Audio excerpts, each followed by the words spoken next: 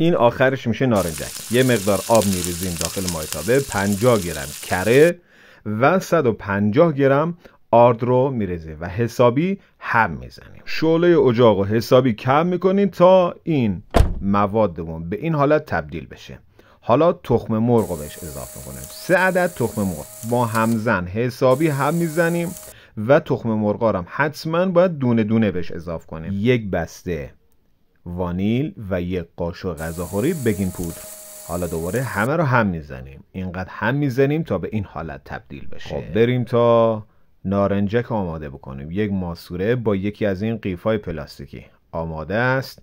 خمیرامون رو میریزیم داخلش تا بریم آماده کنیم. خب روی سینیمون رو حسابی چرب میکنیم و نارنجک هامون رو یکی یکی به صورت خیلی حساس میذاریم و میچینیم. زمانی که پر شد به مدت 30 الی 35 دقیقه میذاریم داخل فر. حالا نارنجکمون آماده است. ته نارنجک رو سوراخ میکنیم و داخلشو خامه میریزیم. خب نارنجکمون آماده خوردنه. نوش جونتون. میذارین داخل یخچال، سرد که شد میخورین.